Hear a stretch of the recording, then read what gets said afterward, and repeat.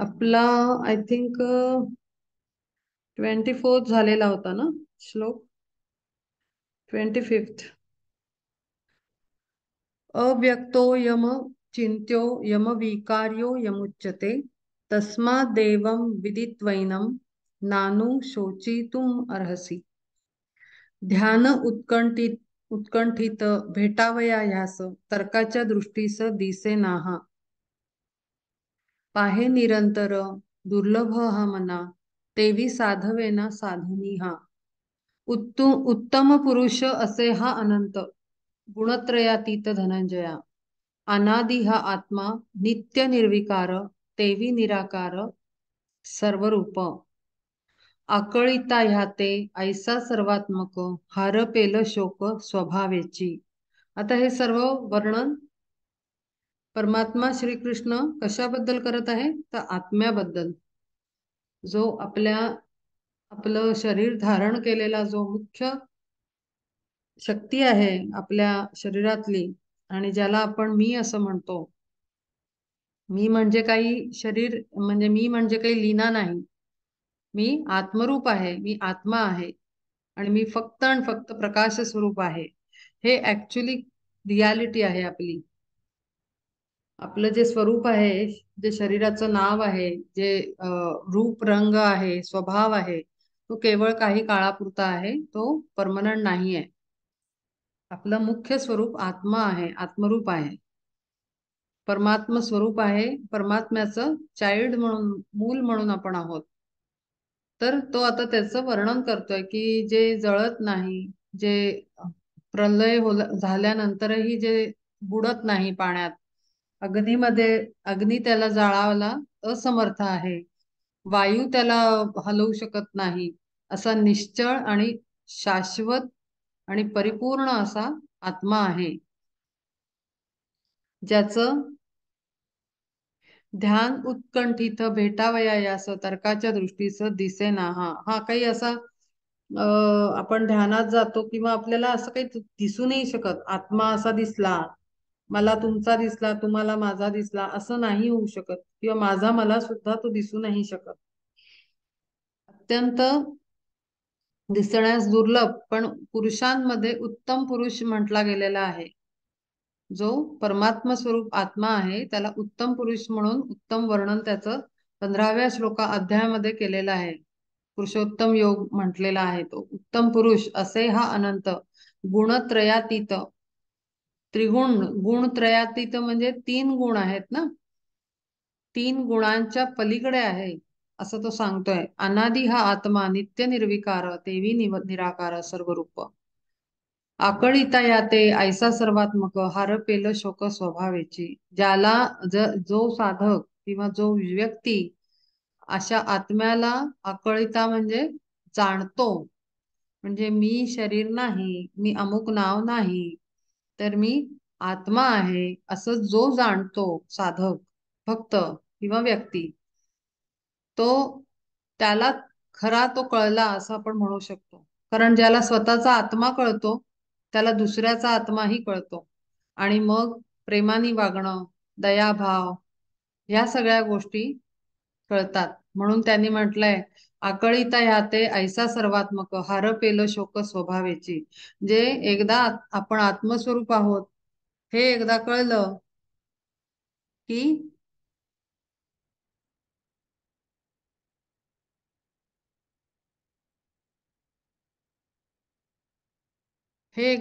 की सगळे शोक म्हणजे राग, लोभ, क्रोध, हे सगळे ताप आहेत आपल्या जीवनातले, ते सगळे थांबून जातात.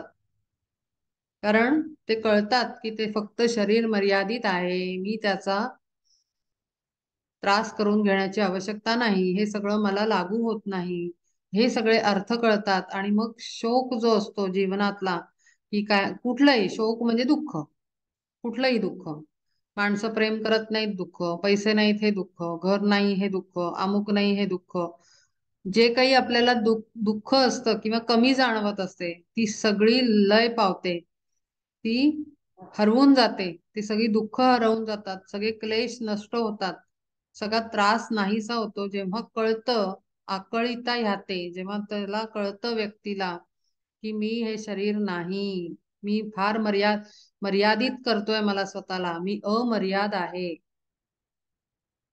एक गोष्ट हमेशा म्हणजे सॉरी, एक गोष्ट तुम्ही नेहमी लक्षात ठेवा की आपल्याला आपण जेव्हा शरीरात बांधतो किंवा एखादं नाव देऊन त्याचं उच्चारण करतो किंवा त्या नावाच्या व्यक्तीचा आपण विचार करत राहतो, म्हणजे स्वतःचा, म्हणजे मी लीना आहे, मग माझा आवड काय, मला काय पाहिजे काय नको, हे जे जर मी करत राहिले तर मी काय करते माहितीये का, लिमिट करते स्वतःला, एका चौकटीत बांधतीये मी, लीना नावाच्या चौकटीत मी स्वतःला बांधून राहिले. जबकि मी अमर्याद आहे. माझी शक्ती जर कामाला लागली खऱ्या अर्थाने तर ती प्रचंड काम करू शकते, प्रचंड मोठं कार्य करू शकते, प्रचंड मोठ्या गोष्टी सिद्धीस नेऊ शकते. हे सामर्थ्य माझ्यात आहे, आत्मरूपात असेल तेव्हा. पण ज्या क्षणाला मी म्हणेन नाही हो, मला मला नाही शक्य, मी लीना आहे, तुम्ही काय गुरु मला समजता, माझं हे सामर्थ्य नाही, मी काही एवढा मोठा दगड हलवू नाही शकत, मी एवढं मोठं कार्य करूच नाही शकत, तेव्हा मी लीना म्हणून स्वतःला लीनाच्या आकारात मी बांधून टाकते, मी लिमिट करते, मला मर्यादेत बांधते. तर नेहमी लक्षात ठेवा की आपण अमर्याद आहोत, लिमिटलेस आहोत. त्यामुळे लिमिटलेस एनर्जीजना वापरायचा प्रयत्न करायचा. आपण म्हणतो नाही मला ऐकायला येत नाही, म्हणजे जे वृद्ध असतात ते म्हणतात की नाही मी मर्यादेत आता अडकलोय, मी फिंडू फिरू शकत नाही. पण आत्मा सगळं करू शकतो. आत्म्यानी आपण एखादं हिमालयाचा विचार केल्यानंतर, कारण आजकाल तर व्हिडिओवर आणि याच्यावर त्याच्यावर सगळं अवेलेबल आहे. म्हातारी माणसं म्हणतात की आता आम्ही कुठे हो जाणार, आम्ही नाही कुठे जाऊ शकत, आम्ही फिरू नाही शकत, आम्ही सामील नाही होऊ शकत गोष्टींमध्ये, आज वाटलं तरी आम्ही यात्रा करू शकत नाही. पण आत्मा मर्यादेच्या पलीकडे त्याच्यात सामर्थ्य आहे. त्यामुळे जर आत्म्याने ठरवलं गंगेचा प्रवाहाचा फोटो घ्यायचा समोर आणि इमॅजिन करायचं की मी त्या गंगा प्रवाहावर, ते त्या गंगा तटावर मी उभा आहे आणि डोळे बंद करून प्रयत्न करायचा की हे गंगे, मला तुझ्या स्पर्शाची जाणीव दे, मला तुझ्या, त्या पाण्याला पण एक वास असतो, सुगंध असतो, एक वेगळा स्पर्श केल्यानंतर पावित्र्य आहे गंगेमध्ये. डोळे बंद करून प्रयत्न करायचा. ही प्रॅक्टिस केली तर खरंच त्या गंगेचं पावित्र्य टच करून जाईल सोलला तुमच्या. मी हे सांगते म्हणजे मी असंच काहीतरी बोलत नाहीये. ह्या अशा ऍक्टिव्हिटीज मी करते. आत्म्याच्या भूमिकेत जाणं म्हणजे काय ते हे आहे की मी शरीर नाही, मी आत्ता नाही जाऊ शकत हरिद्वार ऋषिकेशला, पण जर मी डोळे बंद करून गंगा आठवली तर मला त्या गंगेच्या पाण्यात पाय डुबवून बसले असं वाटतं. तर हे कसं शक्य आहे, तर मी आत्मस्वरूप आहे, मी शरीर नाही. शरीर आहे इथे, आज वापित आहे, पण मी आत्म्याने मी कुठेही जाऊ शकते. कैलासाचं पावित्र्य सुद्धा मी फील करू शकेन. एखाद्या रामाच्या मंदिरात, अयोध्येचं मंदिर किंवा आपण मथुरेचा कृष्ण आपण महसूस करू शकतो बसल्या जागेवर. कारण जेव्हा आपण आत्म्याने कनेक्ट करायचा प्रयत्न करतो स्वतःला, तेव्हा आपण त्या शक्तींशी कनेक्ट करू शकतो. आणि हेच अमर्याद व्यक्तिमत्व आत्म्यामध्ये आहे, तो मर्यादेत बांधला जाणारा नाही. त्यामुळे हळूहळू अभ्यास, म्हणजे आता आपण ज्ञानेश्वरीचा अभ्यास करतोय म्हणजे काही ती नुसती भराभरा भराभरा आपल्याला वाचून पूर्ण नाही करायची, आपल्याला ती जीवनात उतरवायची आहे, त्याला कोळून प्यायचंय. ग्रंथ वाचायचा असेल, अभ्यास करायचा असेल तर तो असा करायचा की तो, जसं ते चिंचेचा हे कोळ म्हणतात, तो आपण आमटीत टाकतो की नाही, मग चिंच उतरलेली असते आमटीत, तसं ती भगवद्गीता, लोक म्हणतात हो आम्ही हे केलंय, आम्ही हे वाचलं, आम्ही ते वाचलं, अमकं केलं, पण ते किती कोळून प्यायलं हे वागताना कळतं आपल्याला, नजरेतनं कळतं, हावभावातनं कळतं. ती वाचलेली आहे. वाचणं वेगळं, समजणं वेगळं आणि जगणं वेगळं आहे. जगणं म्हणजे ते प्यायलं, ते रक्तात मिसळलं आणि आत्म्यामध्ये एकरूप झालं आणि मग ते बाहेर पडतं. त्यामुळे अभ्यास करायचा तर तो असा करायचा. तेव्हा आपण म्हणू शकतो हो आम्ही ज्ञानेश्वरी अभ्यासली, म्हणजे ती आम्ही कोळून प्यायली. आणि जेव्हा आपण पिणार तेव्हा ते रक्तात जाणार आणि ते वागण्यातनं आपल्या बाहेर पडणार. आपलं विचार बदलणार, आपलं कर्म बदलणार, आपली कृती बदलणार, ऍक्शन बदलणार, डिसिजन्स बदलणार, बिहेवियर बदलणार, नजर बदलणार. तेव्हा आपण ज्ञानेश्वरीचा अभ्यास केला असं आपण म्हणू शकतो. नाहीतर मी वाचली म्हणूया की हो आम्ही बसून एकत्र ज्ञानेश्वरी वाचली बरं का, स्वरूपानंदांची, ती वेगळी.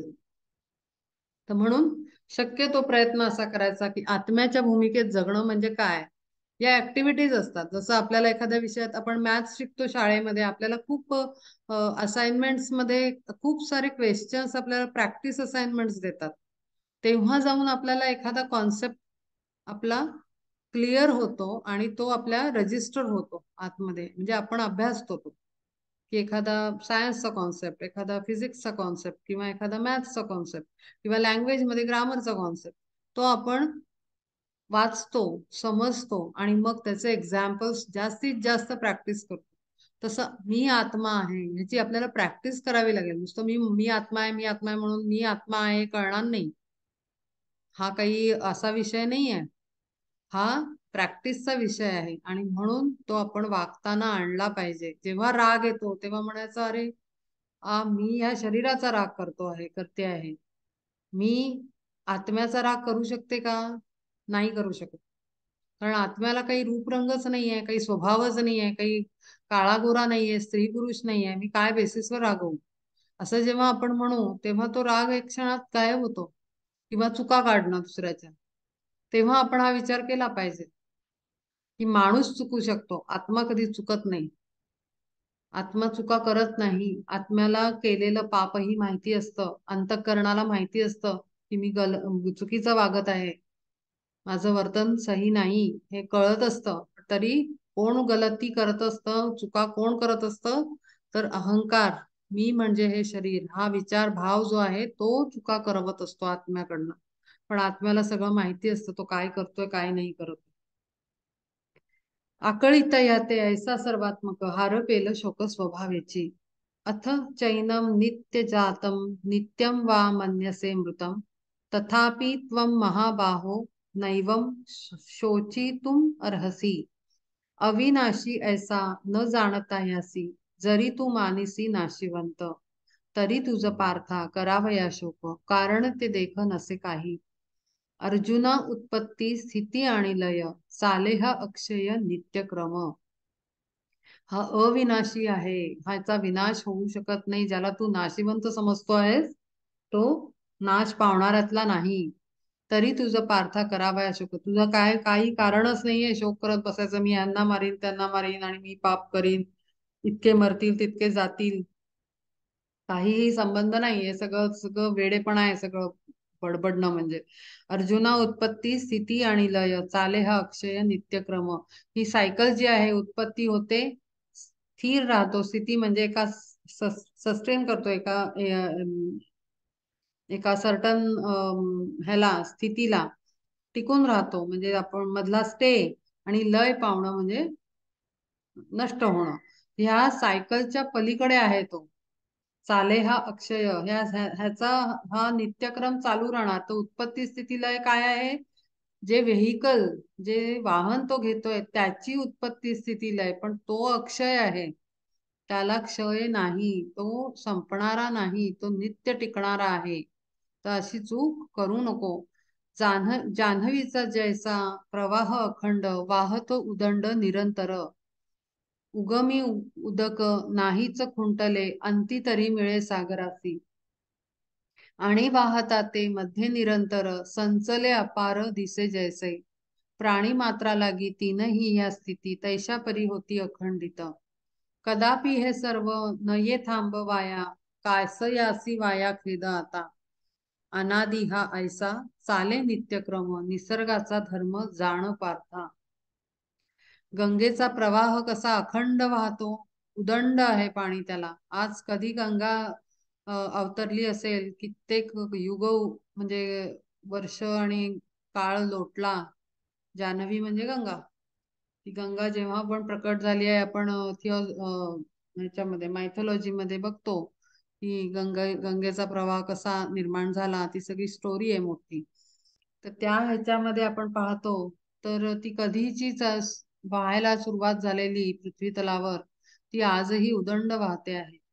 त्याचं पाणी काही कमी झालेलं नाही उगमापासून सागराला मिळेपर्यंत. उगमी उदक नाहीच खुंटले तरी अंती तरी मिळे सागरासी. ते काही तिथे असं काही झालं नाही की आता कमी आहे, बारीक झालाय जरा आणि मग आता संपत आली आहे गंगा, असं काही झालं नाही आहे. ती आजही तशाच ह्यानी वाहते, प्रचंड वेगाने वाहते काही काही भागामध्ये, आणि शेवटी ती सागराला मिळते. आणि वाहता ते मध्ये निरंतर संचले अपार दिसे ऐसे. अगदी भरून, दुथडी भरून वाहती आहे, अपार पाणी त्याला दिसतं. प्राणी मात्रा लागी तीनही ह्या स्थिती तैशा परी होती अखंडित. तशाच आहे त्या न खंडणाऱ्या आत्म्याचा हा प्रवास गंगेसारखा आहे. तो तो उदंड आहे, तो शरीर धारण करतो, पण आत्मा कधी कमी जास्त होत नाही. तो तेवढ्याच फोर्सफुली आणि तेवढाच दिव्य असा आहे. तो त्याच्यात काही असं काही झालेलं नाही की अरे तो पहिला जन्म घेतला आत्म्यानी, जेव्हा काही मिनरल मिनरल म्हणजे खडक बिडक बनला असेल, किडा वगैरे असेल, त्याच्यानंतर आज तो असा त्याचा आत्म्याचा प्रकाश असा छोटा कमी होऊन गेलाय, तेज कमी झालाय, किंवा तेवढं पावित्र्य राहिलं नाही, असं काहीही नाहीये. तो जसा असतो तसाच तो आत्मा असतो. त्याच्या क्वालिटीज मध्ये, त्याच्या कॅरेक्टरिस्टिक्स मध्ये कुठेही चेंज येत नाही. प्राणी मात्रा लागी तीन या स्थिती तैशापरी होती अखंडित. कदापि हे सर्व नये थांबवाया, कासयासी वाया आता. अनादि हा ऐसा चाले नित्यक्रम, निसर्गाचा धर्म जाण पार्था. जसा निसर्ग बनला, जशी पृथ्वी बनली, त्याच्यातच मी हे सगळं त्या एका सेशन मध्ये सांगितलेलं आहे, जे आपल्या युट्यूबवर आहे, की निसर्ग निर्मिती कशी झाली. पहिले ओंकार, पहिले नाद निर्माण झाला. परमात्म्याच्या श्वासोच्छ्वासात न झालेली आहे निर्माण ही. आणि पहिला नाद निर्माण झाला तो आहे ओंकार. आणि ओंकारातनं एक एक श्वास त्यांनी अशा लहरी सोडल्या. त्याचं खूप सुंदर वर्णन थिओसॉफी मध्ये आहे. आणि त्यातून ही पृथ्वी निर्माण झाली. आणि मग एक एक एक एक मिनरल किंगडम किंवा मिनरल वर्ल्ड, म्हणजे जिथे आपले खडक आणि सगळे धातू आहेत, सगळे क्रिस्टल्स वगैरे येतात, ते मिनरल वर्ल्ड मधून येतात. तो पहिले निर्माण झाला. मग ह्याच अॅनिमल आणि प्लांट किंगडम तयार झाले. आणि सगळ्यात शेवटची जी वेव आली, म्हणजे ती वेव आली, वेव म्हणजे लाट त्या शक्तीची परमात्म्याकडनं, त्याच्यामध्ये लास्टला कॉन्शियसनेस ऍड झाला एका सर्टन स्टेजला. हे सगळं थिओसॉफी मध्ये जास्त डिटेल मध्ये सांगितलंय. तिथे त्या कॉन्शियसनेस सकट ह्युमन म्हणजे मनुष्य निर्मिती झाली. आणि मग तो आत्मा मनुष्यामध्ये जेव्हा ऍक्च्युली ऍनिमल, प्लांट्स आणि जे मिनरल आहे त्याच्यामध्ये सोल जो असतो, म्हणजे आत्मा असतो, हा ग्रुप सोल असतो. म्हणजे कुत्रा घेतला आपण एक्झाम्पल, तर प्रत्येक कुत्र्याचा इंडिव्हिज्युअल सोल आत्मा नसतो. सगळ्या कुत्र्यांचा एक आत्मा असतो. थोडस अवघड आहे कळायला हे, पण हे थोडस नवीन सांगतेय, पण हे थिओसॉफी मध्ये खूप छान समजावलेलं आहे. आणि प्रत्येक कुत्री एक एक असा ग्रुप असतो त्यांचा, आणि त्याचा एक सोल असतो.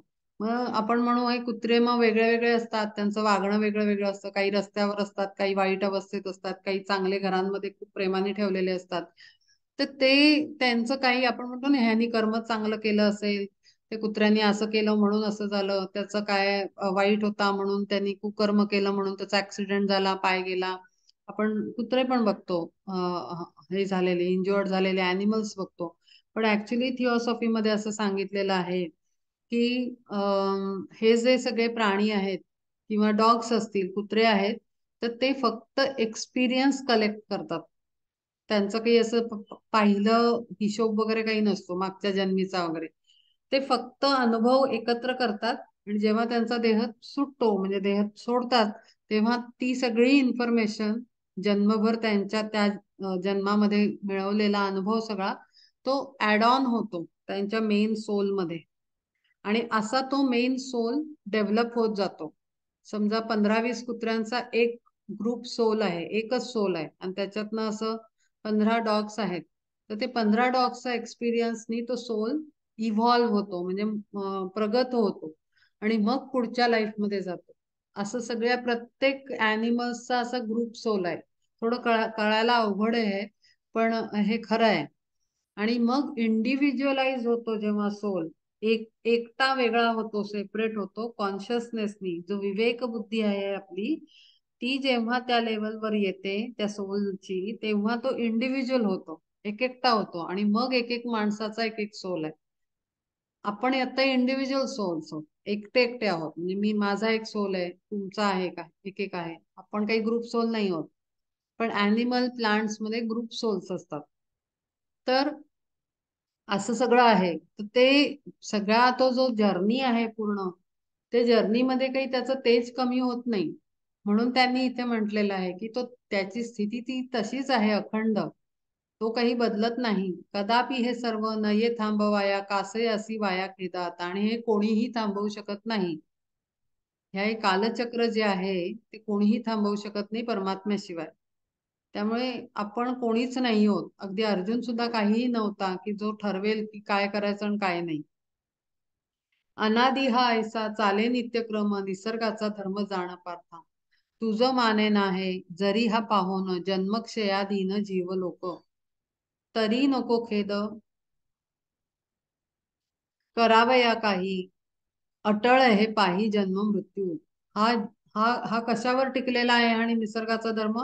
जन्म आणि मृत्यू या एका नाटकी स्वरूपावर सगळा जीवलोक आधारित आहे. जीवलोक म्हणजे ज्याच्यामध्ये जीव राहतात ते सगळे, म्हणजे प्लांट वर्ल्ड, जगत, प्राण्यांचं जगत, दगडा खडकांचं जगत आणि आपलं जगत, हे केवळ जन्म आणि मृत्यू याच्या अधीन आहे.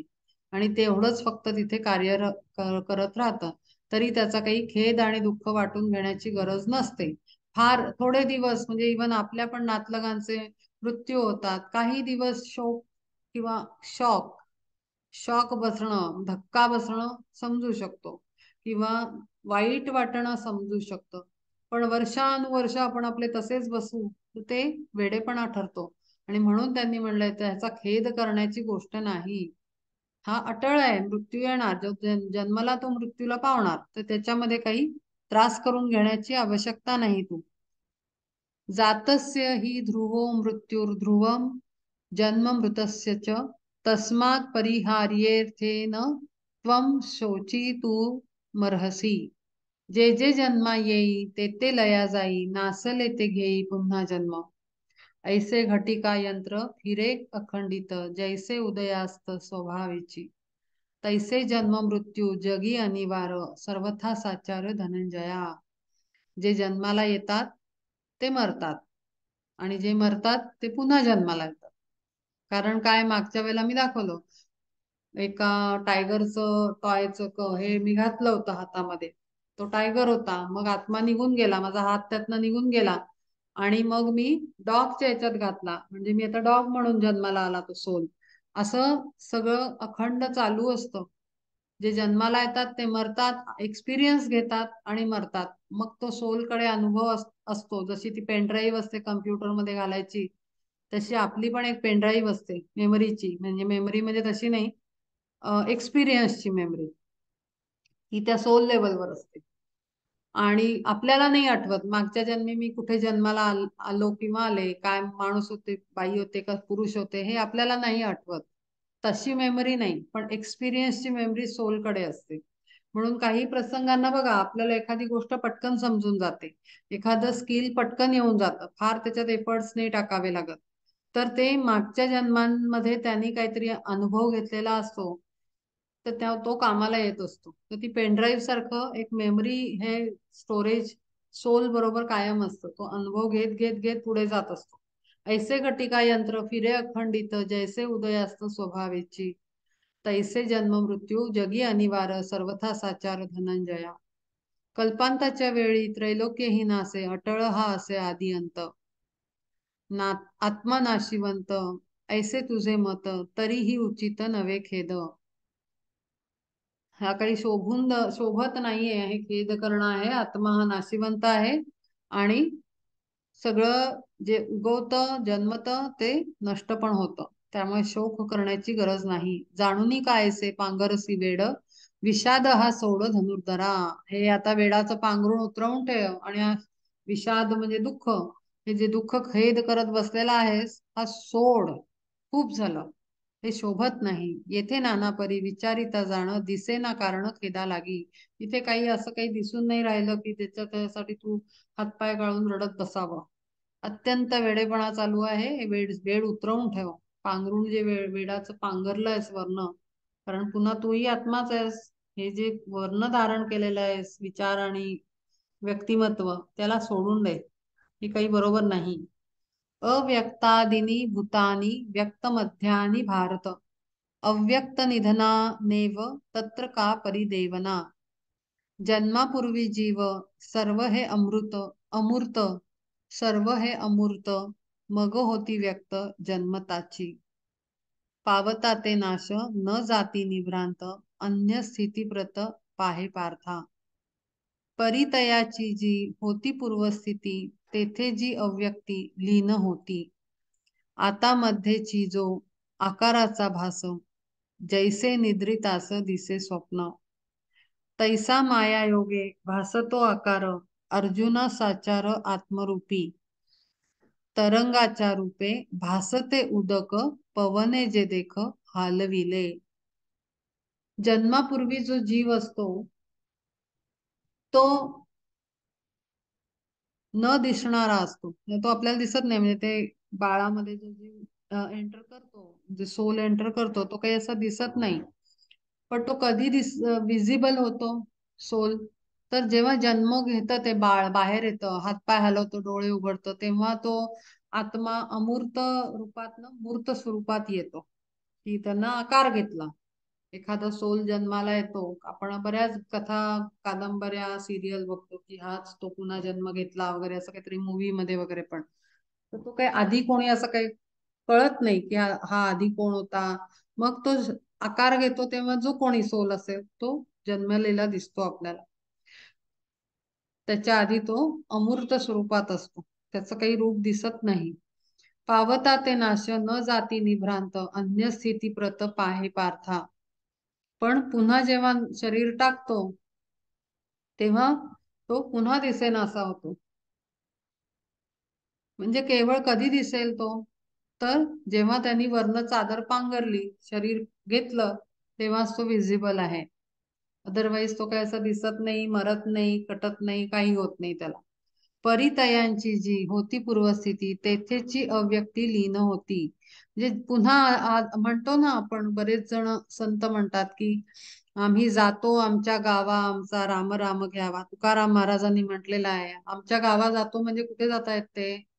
त्यांचं धाम, त्यांचं घर जे आहे परमात्म्याचे चरण कमल, त्यांच्या विठ्ठलाचं घर, हे त्यांचं घर. तिथे मी जातो असं ते म्हणतायत. मग आमचा रामराम घ्यावा, आम्ही टाटा बाय बाय तुम्हाला आम्ही नमस्कार करून आम्ही जातोय. आता इथे कुठे चाललो आहोत? तर आम्ही आमच्या गावाला चाललो, आमच्या घरी चाललो आहोत. मी माझ्या घरी चाललो आहे असं ते सांगतात. म्हणून ते म्हणतात की परितयाची जी होती पूर्वस्थिती, तेथेची अव्यक्ती लीन होती. अव्यक्त स्वरूपात ते पुन्हा तिथेच लीन होतात सोल्स. आता म्हणजे मध्येची जो आकाराचा भास, जैसे निद्रितास दिसे स्वप्न. मग मध्ये कोण होता? एखादा आकार होता. तुकाराम महाराजांचं शरीर होतं, तो आकार होता. तो आकाराचा भास गेल्यासारखं, म्हणजे एखादं स्वप्न असल्यासारखं आहे ते झोपलेल्या माणसाचं. जेव्हा त्यांनी देह सोडला तेव्हा तो आकार संपला जो घेतलेला होता. जसं स्वप्नात मध्ये पाहिलेलं एखादं काहीतरी आपण निर्माण करतो, ते उठल्यानंतर राहतं का? तर नाही, ते स्वप्नापुरतच असतं. एखादं आपण इमॅजिनेशननी एखादं शहर उभं करतो, तिथे आपण गेलोय, ट्रिपला गेलोय, पण ते खरंच असतं का आकारात? नाही, ते नसतं. तर असं आपलं शरीर आहे, जो भास आहे फक्त शरीराचा. एकदा ते सोडून गेलं की ते दिसेनासं होतं, पुन्हा वापस जातं गावाला, त्याच्या घरी.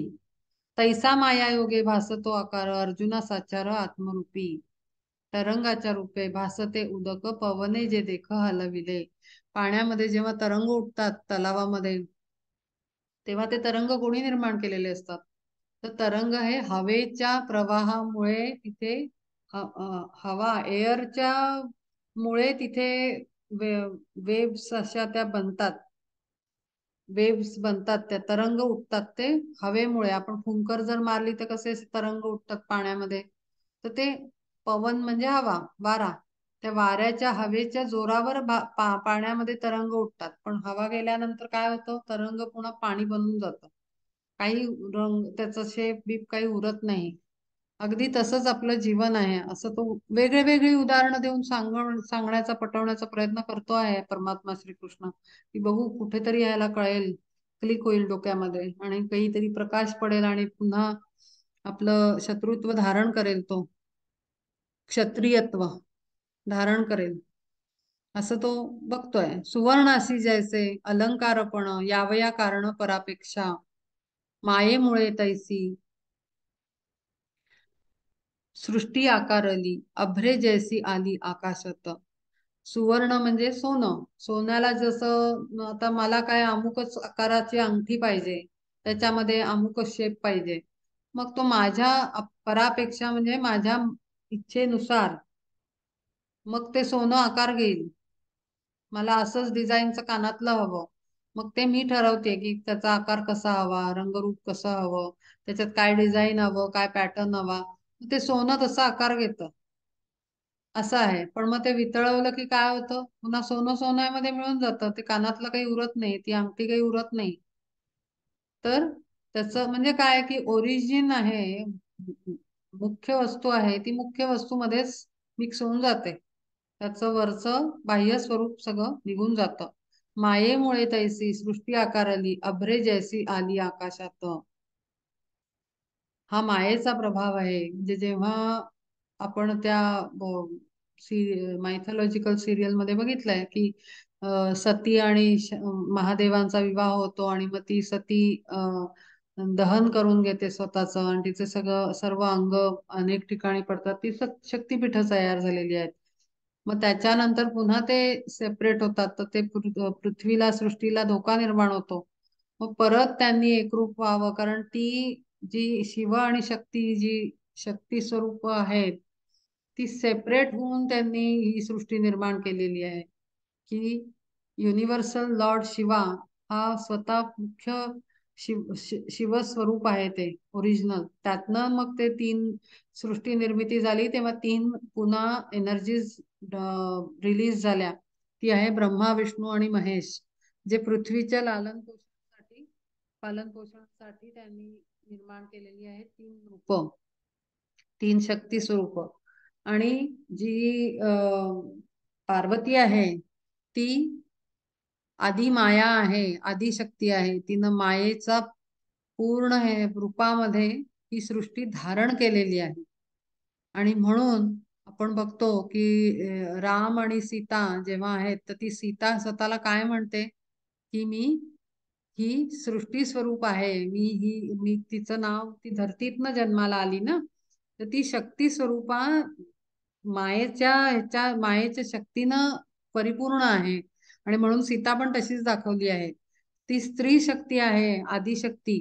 ती मायेचा पूर्ण तिनं रूप धारण करून ह्या सृष्टीचं स्वरूप तिने स्वतःला निर्माण केलं आहे. असे ते आणि शक्ती सेपरेट होऊन त्यांनी हे युनिवर्स क्रिएट केलेलं आहे.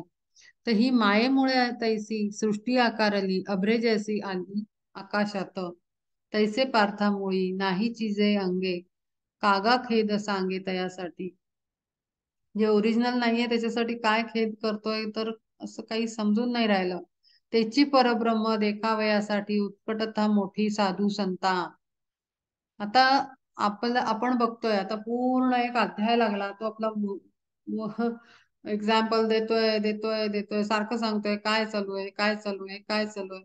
कुठेतरी वाचल्यानंतर असं वाटतं, अरे समजून घे रे बाबा, किती तो तुला उदाहरणं देतोय. म्हणजे कुठेतरी आपल्यालाही समजलं असं वाटायला लागतं. पुन्हा पुन्हा पुन्हा पुन्हा तो समजावतोय की अरे हे सगळं सगळं नाटक आहे, तू तू ह्याच्यावर लक्ष देऊ नको. पण खरं तर का एवढं समजवावं लागतंय आणि का एवढा वेळ घेतलेला आहे अख्ख्या भगवद्गीतेमध्ये, का एवढा एक अध्याय सगळा त्याच्यावर लागलेला आहे? त्याचं कारण असं की मनुष्य स्वभाव आणि मनुष्य बुद्धी ही इतकी मायेच्या प्रभावाखाली असते जन्मल्यापासून. असं म्हणतात ना की पोटात असताना सोहम सोहम म्हणत असतो आत्मा, आणि मग बाहेरचं जसं त्याला बाहेरच्या मायेचा स्पर्श होतो, जेव्हा ते असं योनीतून बाहेर येतं मूल, तेव्हा ते ओरडतं. आणि त्याला उदाहरण असं दिलेलं आहे, उपमा अशी दिली आहे की कोहम कोहम करून टाहो फोडतं ते. मी कोण आहे, त्याला बाहेर पडल्या पडल्याच प्रश्न पडतो की मी कोण आहे. आणि आतमध्ये म्हणतो सोहम, म्हणजे तोच मी आहे, हे आतमध्ये म्हणत असतो सोहम सोहम सोहम. आणि बाहेर जसा पहिला श्वास घेतो त्याला मायेच्या प्रभावाखाली येतं ते, आणि कोहम मी कोण आहे, झालं विसर पडला. तर इतकं ते कठीण आहे. याचा डोक्यामध्ये आपल्या बुद्धीमध्ये प्रकाश पडणं आणि ते आतमध्ये मुरणं आणि मग ऍक्शन मधनं बाहेर येणं हे फार अवघड आहे. आणि म्हणून तो त्यालाही पुन्हा पुन्हा तेच तेच तेच तेच सांगतो आहे की अरे सोड, हे सगळं काही जरूरत नाही आहे, हे सगळं करायची काही आवश्यकता नाहीये, तू जे करायला आलास ते कर. म्हणून तयासी अवघा विषय सोडून या जाय स्वभावेची, त्याची परब्रह्म भेटावे म्हणून विरागी ते वन स्वीकारिती. दृढ तपोव्रते ब्रह्मचर्यादिक आचरिती देख मुनिश्रेष्ठ. हे सगळे तपस्या वगैरे विरागी म्हणजे वितरागी म्हणजे वैराग्य असलेले लोक सगळं सोडून वनात जातात, ते परब्रह्म भेटावं म्हणून, ती एकरूपता व्हावी म्हणून, ते आपण आपल्या घरी जावं, जाता यावं म्हणून. म्हणून सगळे विषयांचा त्याग करून, म्हणजे सगळ्या इच्छा, आकांक्षा, अपेक्षा सगळ्यांना सोडून तो आत्मा तयारीला लागतो की मी माझ्या घरी कसा जाऊ शकेन परत. त्याचं कारण असं आहे की असा प्रत्येक आत्मा मेला म्हणजे शरीर सोडलं की घरी नाही जात. कुठे जातो तो? का तर ते कर्म केलेलं असतं जन्मभर, त्याचे ते फेरे असतात, तर ते अं, घेत बसावे लागतात वेगळ्या वेगळ्या एनर्जी बॉडीमध्ये.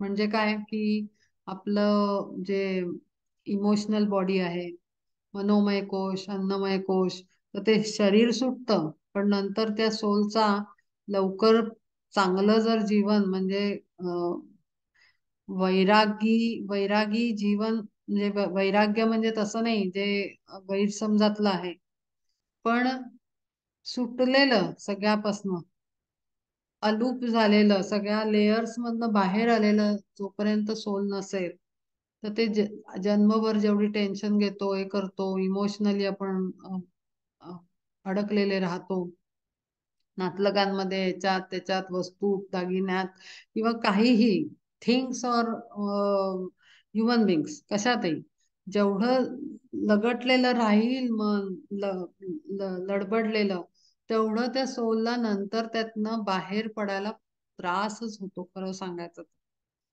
कारण काय आहे, आता मी सांगत गेले तर फार कदाचित टेन्शन येईल, पण मी रियालिटी आहे आणि सांगणं आवश्यक आहे एका स्टेजला, एका काही लिमिट पर्यंत. की ते मी सांगितलेलं आहे, खरं तर एक सेशन मी याच्यावर घेतलेलं आहे, ते ऐका जरूर तुम्ही, मृत्यूनंतरचा प्रवास. तर जेव्हा शरीर सोडतं आत्मा, तेव्हा तो ऍस्ट्रल फील्ड मध्ये जातो, सूक्ष्म शरीर, सूक्ष्म रूपामध्ये शरीर जातं ते, आणि ते सूक्ष्म जगत मध्ये फिरतं. मग जेवढ्या जेवढ्या इमोशन्स आयुष्यभर अति इमोशनल होऊन जर केलेलं असेल, तर ते सगळं त्याला पुन्हा एक्सपिरियन्स करावं लागतं त्या सोलला. असं मग ते भटकत राहतं ते, जसं जसं कर्म असेल त्याच्यावर डिपेंड करतं. तर म्हणून प्रत्येक सोल काही असा परब्रह्माला एकरूप होत नाही. आणि म्हणून साठी तो तेच म्हणतो आहे की त्याची परब्रह्म देखावयासाठी उत्कटता मोठी साधू संता, त्या परब्रह्माला एकरूप होण्यासाठी मग लोक विषय सोडून या जाय स्वभावेची, अवघा म्हणजे सगळे आपल्या ह्याच्यातनं ते बाहेर येतात आणि ते परब्रह्म भेटावं म्हणून वैराग्य धारण करतात. आणि काही लोक तर वनातही निघून जातात. पण वनात जाणं हा काही उत्तम उपाय नाही आहे. आपल्याला आपल्या आत्ताच्या ह्याच्यामध्ये कलियुगामध्ये सगळे संत प्रपंचामधले का आले? का तर हे सांगण्यासाठी की प्रपंच करूनच परमार्थ करू शकता. प्रपंच सोडण्याची, संसार सोडून कुठेही जाण्याची आवश्यकता नाही. तुमच्या परिवारात राहूनही अलिप्त होऊन विवेक बुद्धीनं आपण परमात्म प्राप्ती करून घेऊ शकतो. आणि म्हणून सगळे संत कलियुगामध्ये प्रापंचिक म्हणून आले आणि त्यांनी प्रपंच करून, संसार करून अध्यात्म शिकवलं, परमार्थ शिकवला, एकरूपता शिकवली. तर त्यामुळे आत्ता ह्या युगामध्ये वैरागी होऊन वनात जाणं योग्य मानलं गेलेलं नाहीये. दृढ दृढ तपोव्रते ब्रह्मचर्याधिक आचरिती देख मुनिश्रेष्ठ. मग ते तप वगैरे व्रत करतात, ब्रह्मचर्याचं पालन करतात. तर ते सगळं एवढा सगळा खटाटोप का? तर त्या परमात्म्याच्या भेटीसाठी, आपल्या घरी जाण्यासाठी तेवढे सगळे प्रयत्न करावे लागतात. आश्चर्य व पश्यन्ति कश्चिदेन मा माश्चर्य वदति तथैव चान्यः आश्चर्य व चैनमन्य शृणोति श्रुत्वाप्येनं वेद न चैव कश्चित्. एकते अंतरी होनी निश्चळ चैतन्य केवळ न्याहाळिता गेले विसरोन सकळ संसार ध्यानयोगी थोर महात्मे जे करिताची कोणी गुण संकीर्तन चित्तासी होऊन उपरती परब्रह्मपदी श्रेष्ठ भक्तजन जाहले तल्लीन निरंतर.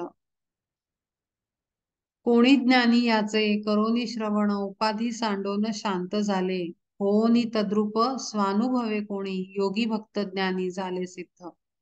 सरितांचे ओघ जैसे का समस्त जाती सागरात मिळवनिया परी पार्था पाहे न मावता येत तेथे परतले मागुते ऐसे नाही. तद्रूप बुद्धीसी होता साक्षात्कार सिद्धासी संसार नुरे तैसा. आता ते ज्यांना ओढ लागलेली आहे परब्रह्माची ते लोक काय करतात किंवा ते साधक काय करतात हे त्यांनी थोडस पुढे सांगितलेलं आहे की हे सगळं शरीराच्या ह्याच्यामध्ये अडकून नाही पडायचं तर काय केलं पाहिजे. मग ते आता त्यांनी त्याला मार्गदर्शन करायला सुरुवात केलेली आहे की एकते अंतरी होऊन निश्चळ चैतन्य केवळ नाहाळिता. म्हणजे ध्यान लावून जे बसतात तेव्हा ते आतमध्ये त्यांना चैतन्याची जाणीव होते आणि ते दिसतं त्याचं स्वरूप. गेले विसरून सकळ संसार ध्यान योगी थोर महात्मेचे. आणि मग ज्याला मिठाई खाल्ली, ज्याला ती आवडली, त्याला त्या मिठाईची गोडी लागते, अजून हवी, अजून हवी, अजून हवी, असं त्याला मग ते ध्यानामध्ये जाऊन ते चैतन्य स्वरूप पुन्हा पुन्हा पाहावं असा ध्यास लागतो. आणि मग आपोआपच सगळ्या प्रपंचातनं मन कमी होऊन साऱ्या गोष्टींमधल्या वासना, इच्छा अननेसेसरी आता काय आहे अर्थ कसा घ्यायचा हे फार महत्वाचं आहे.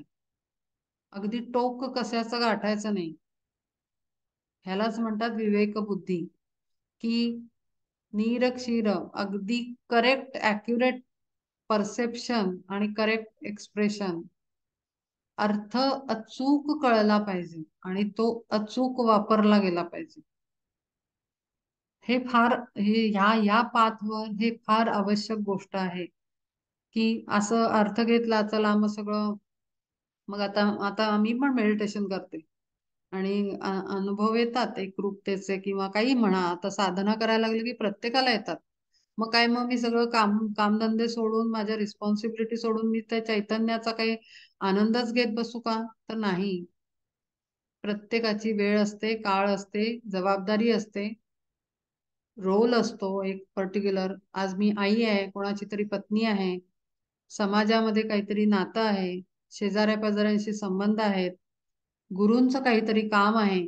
ते सगळ्याची जाणीव ठेवून मग ते ध्यान आणि मग ते चैतन्य नाळता आलं तर आलं. हे हे याला म्हणतात विवेक बुद्धी. हे कळलं पाहिजे आपल्याला. त्यामुळे कुठलं ऍप्लिकेशन कुठे लावायचं हीच आहे विवेकाची जागा खरं तर.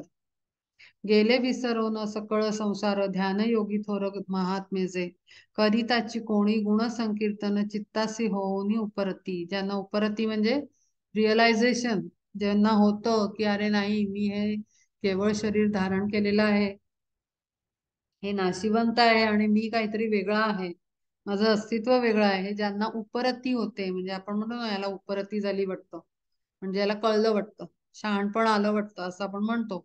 याला उपरती झाली म्हणून अमुक अमुक केलं. उपरती झाली म्हणजे काय की शहाणपणा आला, शहाणपण आलं, समजलं काहीतरी चांगलं.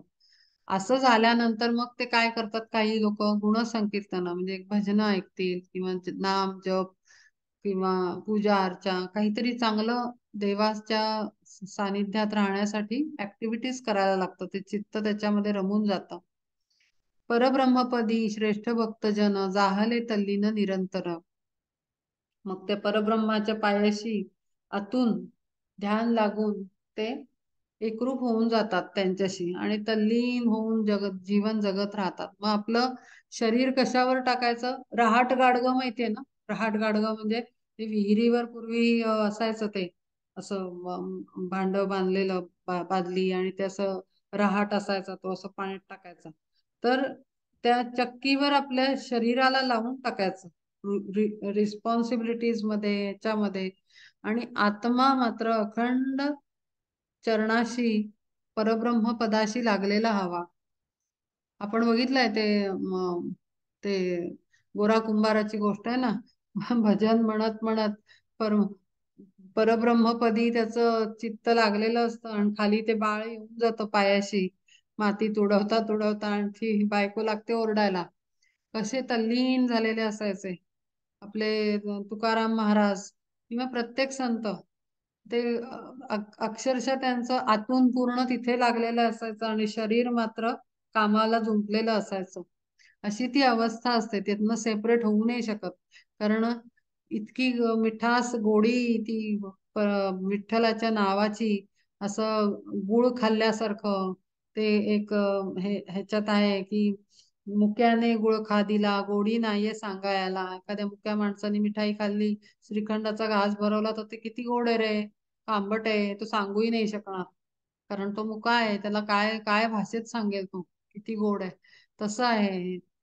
एकदा आत्म्याची अनुभूती येऊन परमात्मा कळला की ती सगळ्यातनं बाहेर काढतं आपल्याला. आणि असं इतकं गोड वाटतं हृदयामध्ये, अगदी विठ्ठल नुसतं म्हणलं तर असं गोड खाऊ तोंडात भरलाय असं वाटतं. ती गोडी कळते म्हणजे ऍक्च्युली ते का असं विठ्ठल विठ्ठल विठ्ठल विठ्ठल का करत राहतात वारकरी पंथातले लोक किंवा भक्त किंवा काय आपल्या महाराष्ट्रामध्ये. आपल्याला वाटतं किती वेडे झाले काय विठ्ठल विठ्ठल विठ्ठल. पण ते विठ्ठल म्हणताना असं तोंड असं गोड रसानी भरलंय असं वाटतं, खरंच वाटतं. आणि ही आहे ती गोडी, म्हणजे ते नावामध्येच मिठास आहे त्याच्या.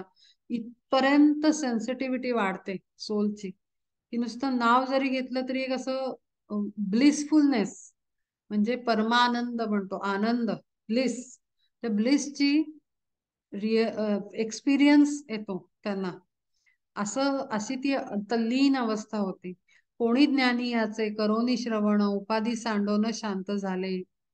कोणी श्रवण करून शांत होऊन जातं तर ते आतून शांत होऊन जातात. तिथे कुठल्याही लाटा उरत नाहीत, तरंग उठत नाहीत, आनंदाचे दुःखाचे आणि द्वेषाचे रागाचे संतापाचे. शांतपणा येतो आतून आणि ते मिठास अशी एक आतमध्ये ब्लिसचा एक्सपिरियन्स येतो, ब्लिसफुलनेस. होनी तद्रूप स्वानुभवे कोणी योगी भक्त ज्ञानी झाले सिद्ध. सरितांचे ओघ जैसे का समस्त जाती सागरात मिळवनिया. तरी पार्थ पाहे न मावता तेथे परतले मागुते ऐसे नाही. तद्रूप बुद्धीसी होता साक्षात्कार सिद्धासी संसार नुरे तैसा. आणि मग एकदा तो साक्षात्कार झाला, एकदा एकरूपता आली की जन्म पुन्हा आले काय आणि नाही राहिले काय काही फरक पडत नाही. म्हणजे काही असं पण नाही की चला एकरूप झालं म्हणजे गेलं. आणखीन एक गंमत सांगते की आपल्या श्रीपादांच्या पोथीत सांगितलेलं आहे की त्याला विचारतात ते हे काय नाव आहे त्यांचं की तू दत्त आहेस की तू अवधूत आहेस. तर तो म्हणतो मी जेव्हा दत्त म्हणतो तो म्हणजे सॉरी, श्रीपाद श्रीवल्लभ म्हणतात की जेव्हा मी म्हणतो की मी दत्त आहे तेव्हा मी दत्तच आहे, आणि जेव्हा मी म्हणतो की मी अवधूत आहे तेव्हा मी अवधूतच असतो. म्हणजे मी जे म्हणतो तिथे मी त्या स्वरूपात असतो. त्याच्या पुढे त्यांनी सांगितलंय की जे आपण म्हणतो ना की एकरूप झाले, अमुक संत परमात्म्यामध्ये लीन झाले, एकरूप झाले. पण अशा योगी आत्म्यांना सुद्धा, एकरूप झालेल्या आत्म्यांना सुद्धा मी जेव्हा निर्देश देतो, मी जेव्हा सांगतो, तेव्हा त्यांना पुन्हा जन्म घ्यावा लागतो. तेव्हा ते पुन्हा जन्म घेतात. पण मग ते जन्म कशासाठी घेत असतात? तर ते कार्य करण्यासाठी येतात. त्यांना काहीतरी पर्टिक्युलर टास्क दिलेला असतो की अमुक अमुक या प्रदेशात हा हा हा तुम्ही हे स्प्रेड करायचं आहे, हे टीचिंग स्प्रेड करायचे किंवा हे संस्कार दुनियेला द्यायचे आहेत या भागामध्ये. मग ते पर्टिक्युलर एका भागातच ते संत कार्य करतात. जसं आता शिर्डीचे साईबाबा, त्यांचा एक एरिया आहे महाराष्ट्रातला, अक्कलकोट स्वामी किंवा गजानन महाराज. ते काही असे जगभर अमेरिका वगैरे इथपर्यंत गेले नाहीत. प्रत्येक त्या सोलचा एक काम असतो, ते देऊन त्यांना पाठवतात. त्या भागातच त्यांनी तो प्रकाश फैलावायचा असतो. या आज्ञेने ते आलेले असतात आणि त्यामुळे त्याच्यात त्यांचा मी नसतो कुठेही. ते एकरूप असतात आणि त्यांचं व्यक्तिमत्वच वेगळं असतं पूर्ण. तर असं जेव्हा त्यांना पा- पुन्हा बोलावलं जातं तेव्हा त्या आत्म्यांना यावं लागतं. म्हणजे असं नाहीये, हे पण नाहीये, हेही लक्षात घ्यायचं की झालं चला आता मी एकरूप झाले संपलं. तर तसं नाहीये. परमात्मा जे ठरवेल ते सत्य, परमात्मा जे ठरवेल ते खरं. आणि म्हणून तद्रूप बुद्धीसी होता साक्षात्कार, सिद्धासी संसार नुरे जैसा. म्हणजे मग तिथे काय संपतं? तर स्वतःला येण्या जाण्याची इच्छा संपते. बीज निर्बीज होऊन जातं. आत्मबीज आहे ते निर्बीज होतं, भाजल्यासारखं. त्याला पुन्हा अंकुर नाही फुटत. म्हणजे एक आहे की मी माझ्या स्वतःच्या इच्छेने जन्म घेत राहायचं. मला अरे हा अनुभव राहिला मी परत आले, अमुक अनुभव राहिला मी परत आले, तमुक शिकायचं राहिलं परत आले, अरे हे राहिलं परत आले, अमकं राहिलंच मागच्या जन्मात म्हणून परत आले. ते माझ्या इच्छेनं आत्मा अडकतोय म्हणून परत परत येणं जाणं. पण संतांचं असतं तर ते परमात्म्याच्या इच्छेने आलेले असतात. त्यांना काही इच्छा उरलेली नसते आणि म्हणून त्यांचं वागणं बोलणं फार वेगळं असतं. पहा ते तुम्हाला ते कधी पैसा अडकामध्ये दिसत नाहीत. सगळे कॅरेक्टर्स तुम्ही बघा, म्हणजे जेवढे सात्विक संत होऊन गेले सगळ्यांचं चरित्र वाचा, फार निराळे ते, सगळ्यापासून अलिप्त, अखंड वेगळ्या स्थितीमध्ये राहणारे. त्यांना प्रपंच सगळ्यांनी केले पण ते त्या प्रपंचात नसतातच, अलिप्त असतात आतून. तर ते त्यांचं काम करायला आलेले असतात. हा मेजर डिफरन्स आहे आपल्यात आणि त्यांच्यात. जेव्हा असे सोल येतात तेव्हा ते आज्ञेने येतात आणि आपण ये जा करतो ती वेगळी असते. हा फरकही कळला पाहिजे. आणि म्हणून इथे म्हणलंय तद्रूप बुद्धीसी होता साक्षात्कार, सिद्धांसी संसार नुरे जैसा. परत उरतच नाही काही. देही नित्यम वध्योयम, देहे सर्वस्य भारत, तस्मात् सर्वाणि भूतानि न त्वं शोचितुम अर्हसी. करू जाता ज्याचा होत नाही घात, सर्व ही देहात वसे जे का. असे जे सर्वत्र तेवी सर्वात्मक चैतन्य हे एक पाहे पार्था. आता हे प्रत्येक शरीरात राहणार, अनेक शरीरांमध्ये राहणार चैतन्य एकच आहे, परमात्म तत्व आहे. ते वेगळं वेगळं नाही, सर्व देहांमध्ये एकच आहे. आता तो तू आत्मा आहे हे सांगता सांगता तो कुठे शिफ्ट झाला की सर्वांच्या मध्ये एकच शक्ती सामावलेली आहे आणि ती म्हणजे माझी परमतत्व, माझं सर्वांच्या मध्ये एकरूप असलेलं असं आहे. आता तो तसं सांगतोय त्याला की एकच शक्ती आहे. सर्व ही देहात वसे जे का, करू जाता ज्याचा होत नाही घात, असं सर्व ही देहात वसे जे का. असे जे सर्वत्र तेची सर्वात्मक, सर्वात भरून राहिलेलं चैतन्य हे एकच आहे, वेगळं वेगळं नाही. स्वभावे तेथेची होय जाय जग, तरी कागा सांग शोक आता. नेणो कैसे तुझ माने नाहे पार्था, शोक हा सर्वथा योग्य न मोहे. हे सगळं येणं जाणं जे काय आहे ते एका शक्तीनं धारण केलेलं आहे. हे काही बरोबर नाही. हा काही शोक चाललाय जो शोभून दिसत नाही. स्वधर्मम अपि चावेक्ष न विकंपितुर्महसी धर्म्याधी योद्धा श्रेयो न्य क्षत्रियस्य न विद्यते. करोनी विचार अजूनही पाहे काय चिंतिसी हे मना माझी. स्वधर्माचा कैसा पडला विसर तरावे साचार जेणे योगे. आता कौरवांचे वाटेल ते हो प्रसंग वा येवो तुझवरी. काय सांगू फार रणांगणी येत जरी का युगांत ओढवला. तरी पार्था पाहे स्वधर्म जो आहे तोगा त्याज्य नोहे सर्वथैव. जरी हृदयासी फुटला पाझर नाही तारणार दयाभक्ती. म्हणून हे जाण तुझ अनुचित सर्वथैव येत रणांगणी. पाहे पार्थ जरी जाहले गोक्षीर नाही प्रत्यकर नवज्वरी. आता तो कसं वर्तन हवं याच पुन्हा एकदा त्याला टिप्स देतोय, सांगतोय की हे तुझा आता धर्म काय आहे. म्हणजे जरी सगळं आध्यात्मिक हे असलं तरी आपला धर्म, आपण कोणत्या धर्मात आहोत. एक असतो आपला शरीर धर्म, एक असतो जाती धर्म, एक असतो व्यक्ती धर्म. धर्मामध्ये पण वेगळे वेगळे डायमेन्शन्स आहेत. तर ते सगळ्या धर्माचं पालन झालं पाहिजे. मग शरीर देहात असेल तेव्हा स्त्री धर्म वेगळा, पुरुष धर्म वेगळा, ब्राह्मण धर्म वेगळा, पत्नी धर्म वेगळा. मग स्त्रियांमध्ये सुद्धा कन्येचा धर्म वेगळा, मुलीचा पत्नी धर्म वेगळा, बहिणीचा धर्म वेगळा. असं त्याच्यात पुन्हा पुन्हा पुन्हा छोटे छोटे भाग. पूर्ण धर्म म्हणजे काय, स्वधर्म हा कळला पाहिजे. स्वधर्मामध्ये काय काय येतं हे व्यक्तींना कळलं पाहिजे. आणि त्याच्यामध्ये त्याचा स्वधर्म काय होता तर क्षत्रिय. आणि आत्ता जो त्या ज्या स्टेजमध्ये उभा होता, ज्या स्थितीत होता, ज्या स्टेटमध्ये तो आहे आणि त्याचा परिवार, त्या रणांगणावरचा त्याचा धर्म जो काय आहे त्याचा विसर त्याला पडला नाही पाहिजे. त्याने ते काम केलं पाहिजे. करोनी विचार अजूनही पाहे काय चिंतीसी हे मना माझी. काय करत बसलायस, विचार कर तुझा स्वधर्म काय आहे. आता कसा विसर पडू शकतो तुला त्या स्वधर्माचा. आता कौरवांचे वाटेल ते हो प्रसंग वा येवो तुझवरी. काय वाटेल ते झालं तरी चालेल, हरकत नाही. तुला मरायचं तू मर, त्यांना मरायचं त्यांना मरू दे, जे काय व्हायचं ते होऊन जाऊ दे, पण युद्ध कर. त्याचा काही आता विचार करायची जरूरत नाहीये. काय सांगू फार रणांगणी येत जरी का युगांत ओढवला. काय वाटेल ते झालं, युग इथे संपलं, अंत ओढवला तरी चालेल, पण आता थांबायचं नाहीये. तरी पार्था पाहे स्वधर्म जो आहे तोगा त्याज्य नोहे सर्वथैव. कधीही स्वतःच्या धर्माचं त्याग करू नये. ज्या ज्या ह्याच्यामध्ये आहोत तो रोल 1000% करेक्ट ऍक्युरेटली झाला पाहिजे. काय वाटेल ते झालं तरी त्याच्यात चूक नाही आली पाहिजे. जरी हृदयासी फुटला पाझर नाही तारणार दयावृत्ती. म्हणून हे जाणं तुझं अनुचित सर्वथैव येत रणांगणी. आता तुझ्या हृदयाला पाझर फुटू दे, नाही तर काही तुला काही दयावृत्ती दाखवून कोणी सोडणार नाहीये इथनं. तुला ते इथे काही केल्या युद्ध करायलाच लागणार आहे. इथे ऑप्शन नाहीये दुसरा.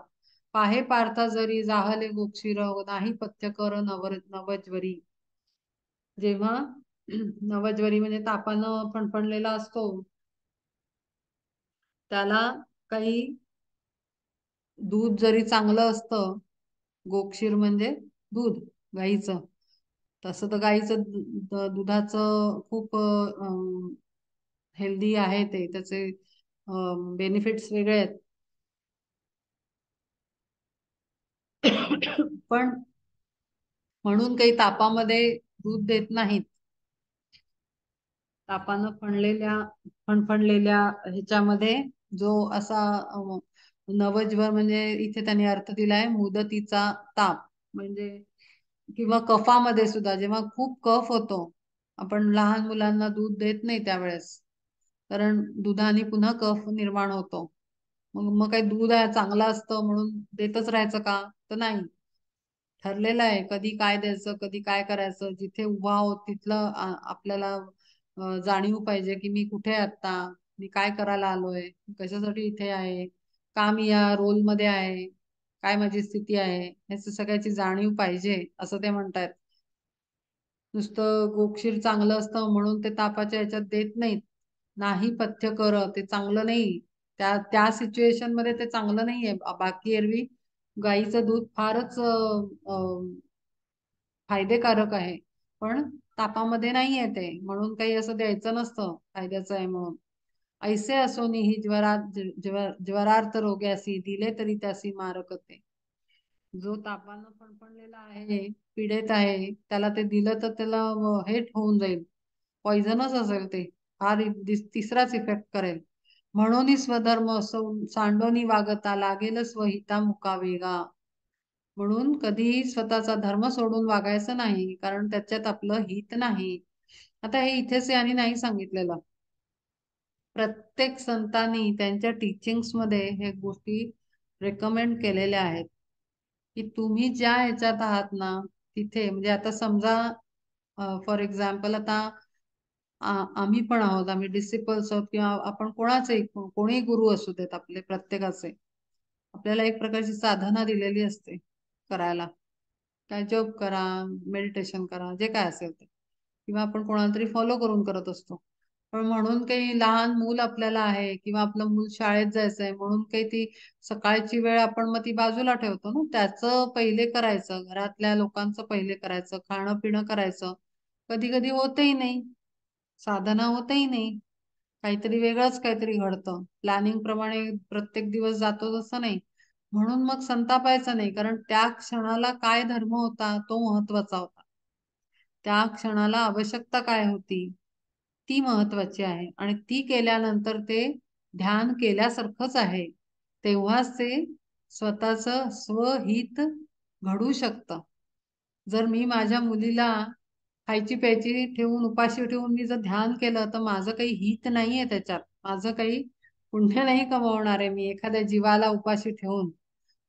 किंवा काहीही एखाद्या ठिकाणी आपण जातो, समोरच्याला आता शेजारी काय अडचण आली तर आपण आपली ती साधनेची वेळ बाजूची बाई आली काहीतरी प्रॉब्लेम घेऊन, मग काय आता नाही बाई तू जा, माझं सगळं आता सगळं महत्वाचं आहे असं आपण करू नाही शकत. जी सिच्युएशन समोर येते त्या क्षणाला स्वधर्माचं पालन केलं तर ते ऍक्च्युली मेडिटेशन आहे आणि ऍक्च्युअल स्पिरिच्युअल ग्रोथ आहे. त्यामुळे आतताईपणा करूनही स्पिरिच्युअल पाथवर चालायचं नसतं. विवेक फार महत्वाचा आहे, अत्यंत. तोच स्वधर्माशी गाठ बांधून देतो आपली. विवेक नसेल तर स्वधर्म पण टिकत नाही आणि स्वहित होऊ शकत नाही. आणि म्हणून त्यांनी इथे म्हणलंय की म्हणून स्वधर्म सांडोनी वागता लागेल स्वहिता मुकावेगा. जो स्वतःचा धर्माचं पालन करत नाही त्याचं हितही होत नाही. तरी कशासाठी वाया व्याकुळता पार्थ होई आता सावधान. बास झाला आता तुझा हा व्याकुळपणा, मी हे नाही करत ते नाही करत, अमकं होईल तमकं होईल, तर बास झालं, ह्याचा काहीही उपयोग नाही. सावधान हो आणि युद्धाला उभा राहा. सेविता कदापि न घडे पतन तो तू ध्यानी आण निज धर्म. पाहे पंडू सुता मार्गेची चालता अपाय सर्वथा नोहे जैसा. किंवा प्रदीपाचा आधार घेऊन चालू जाता कोणी ठेचाळेना. तैसे जरी घडे स्वधर्माचरण सहजे संपूर्ण सर्व काम. परस्परावरी करावे प्रहार समोरा समोर राहुनिया. रणांगणी ऐसे लढावे सावेश परिमनी द्वेष ठेवू नये. असो पार्था तुझं प्रत्यक्ष हे ठावे काय ते बोलावे फार आता. आता तो कसं लढाई करायची, स्वधर्माचं पालन कसं करायचं त्याची ट्रिक सांगतोय, की स्वधर्म कर स्वधर्म कर स्वधर्माचं पालन कर हे सांगताना तो कसा, आता त्याला तर स्वधर्म म्हणजे लढाई करायची आहे, मग ती कशी करावी त्यांनी. सेवित तरी कशासाठी वाया व्याकुळता पार्था होई आता सावधान. सेविता कदापि न घडे पतन तो तू ध्यानी आण निज धर्म. धर्माचं पालन करतोय म्हणून जर तू लढाई करणार असेल तर त्याचं पातक लागत नाहीये तुला, कारण तुझा धर्मच क्षत्रिय धर्म आहे. आज तू धर्म स्थापना करण्यासाठी युद्ध करत आहेस ना की धर्माचं नुकसान करण्यासाठी. तर त्यामुळे तू जे काम करायला निघाला आहेस किंवा तुझ्या हातून मृत्यू जरी पावले लोक, तरी तुला काहीही पतन होत नाही, तुझ्या आत्म्याचं काय शरीराचं काय किंवा कोणाचंच पाप लागत नाही. हे काम चुकीचं नाही. त्यामुळे मार्गावर चाल स्वतःच्या. पाहे पंडू सुता मार्गेची चालता, पाय सर्वथा नोहे जैसा. या मार्गावर तुला कुठलाही नुकसान होणार नाहीये, कारण तू स्वधर्माचं पालन करतोयस. किंवा प्रदीपाचा आधार घेऊन चालू जाता कोणी ठेचाळे. हा हा दिवा जर हातात मेणबत्ती पणती घेतली तर आपण आपल्याला अंधार असतो का? तर नाही. आपण त्या दिव्याच्या उजेडातच आपण चालतो. मग आपल्याला ठेचकळण्याचे चान्सेस कमी असतात. का? तर आपल्या बरोबर प्रकाश आहे.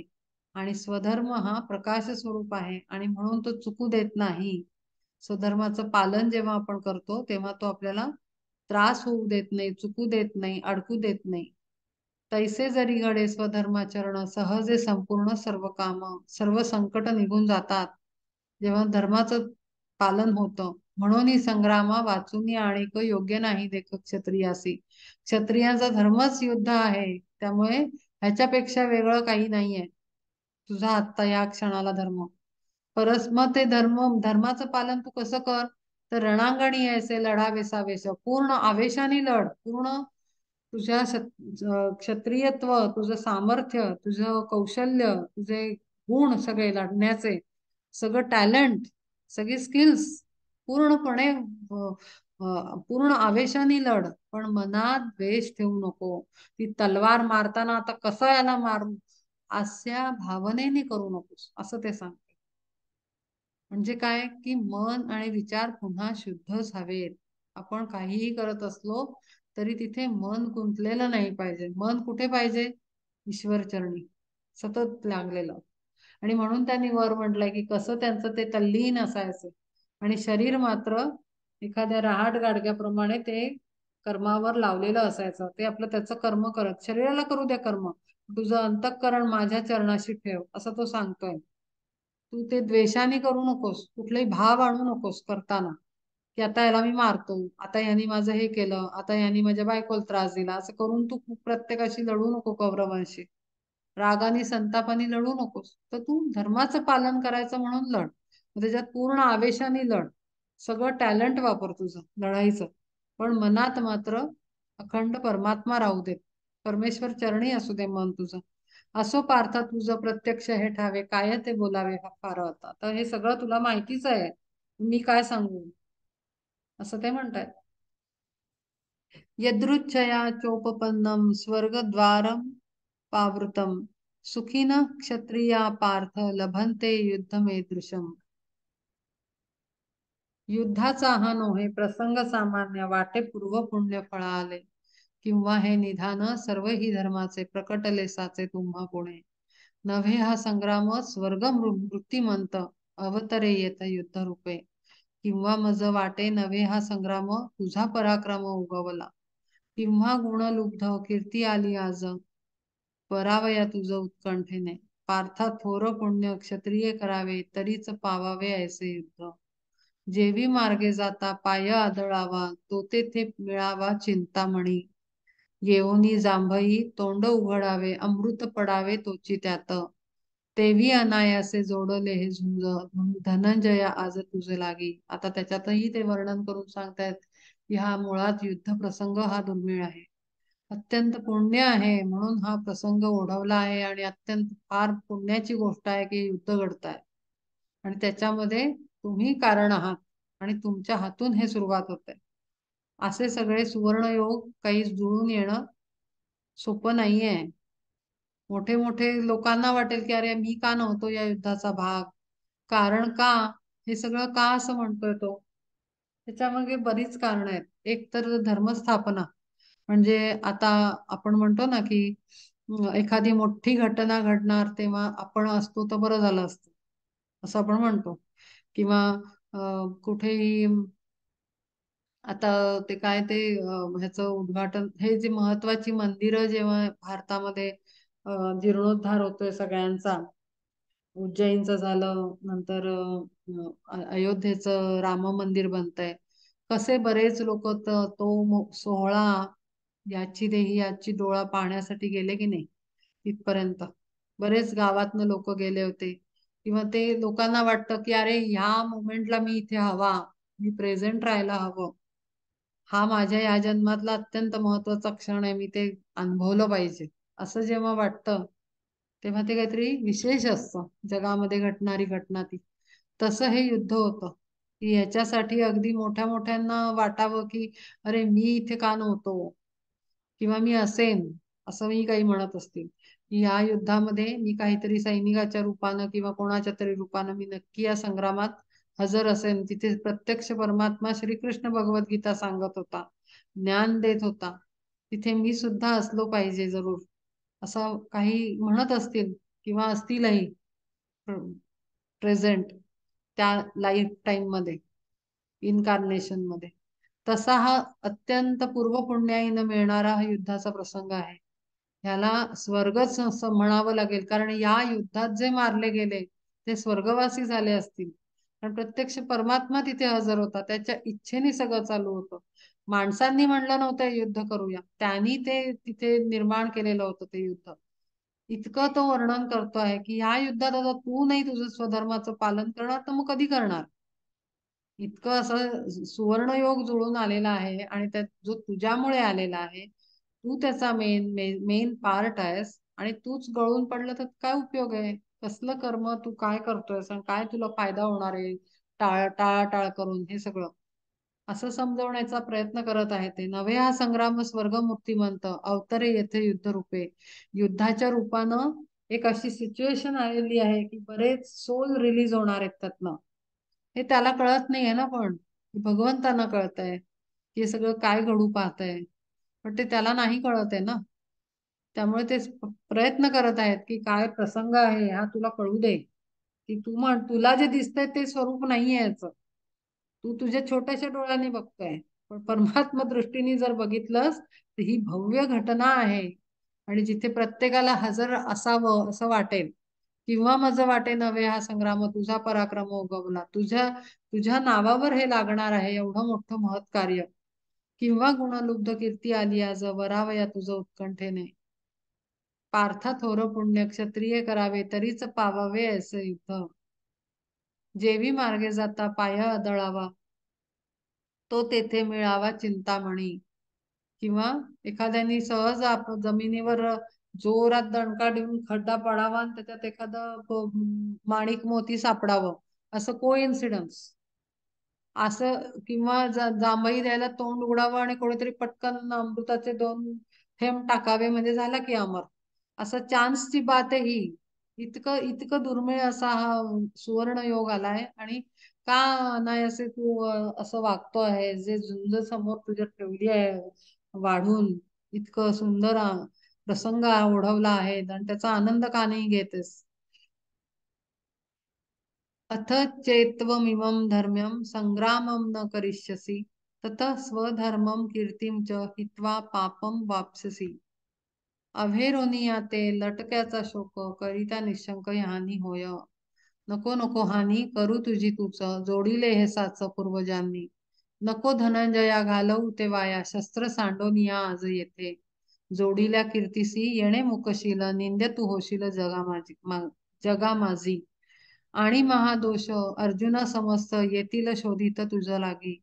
पार्था पदोपदी पावे अपमान नारीपतीहीन जैशा परी. तैसी दशा जाण स्वधर्म वाचन जीविता लागोन प्राप्त होय. रणांगणी प्रेत पडे जे उघडे फाडी ती गिधाडे चौबाजूंनी. तैसे महादोष स्वधर्महीनास घेरी ती निशेष पंडुसुता. ते म्हणतात हे काही तू नाही निर्माण केलेलं युद्ध, ह्याच्या मागे तुझ्या पूर्वजांची पूर्वपुण्याई लागली आणि त्यांची इच्छा आहे की अमुक गोष्ट घडावी. खरंच आहे. एक एक एक समजून घ्यायचं आपण की कुठलाही मोठा प्रसंग घडतो ना त्याच्या मागे खूप मोठ्या शक्ती काम करत असतात.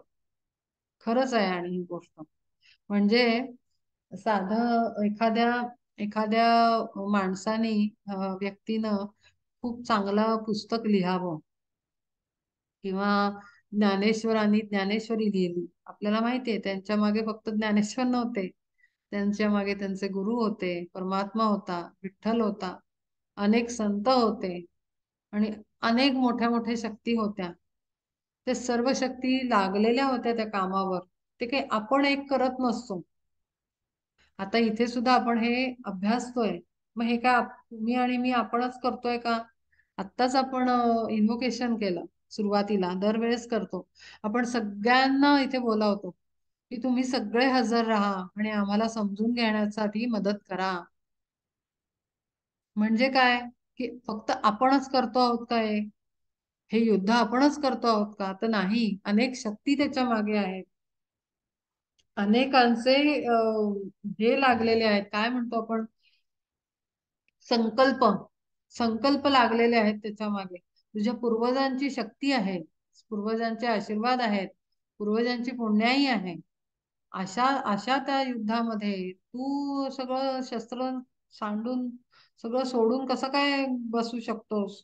म्हणजे अशा सगळ्या मोठ्या प्रसंगाला निमित्त मात्र तू झालेला आहेस आणि तोही तू आनंद घेणार नसशील तर काय, बदनामी आणि महादोषा व्यतिरिक्त काही उरतच नाही मग.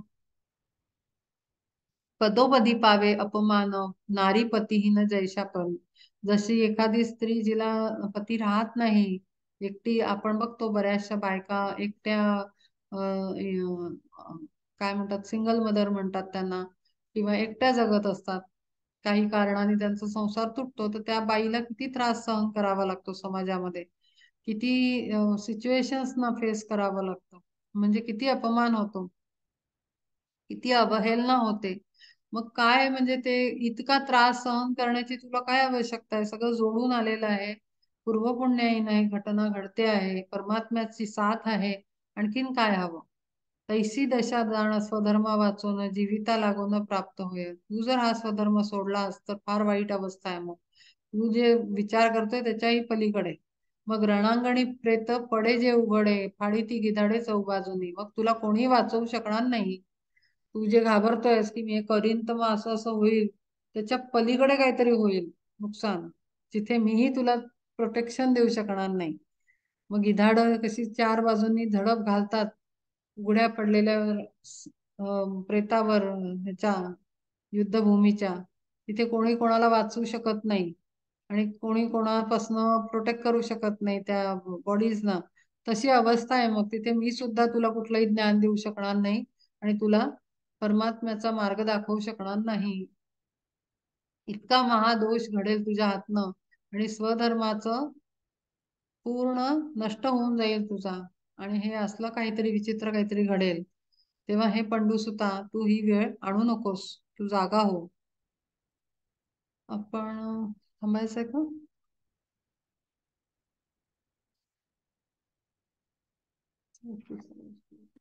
10 मिनिटं आहेत अजूनही. जर काही प्रश्न वगैरे असतील तर मग थांबूयात. हे काय छोटे छोटे श्लोक आहेत, थांबूया. मला वाटतं काही आहे का विचारायचं, डिस्कस करायचं का?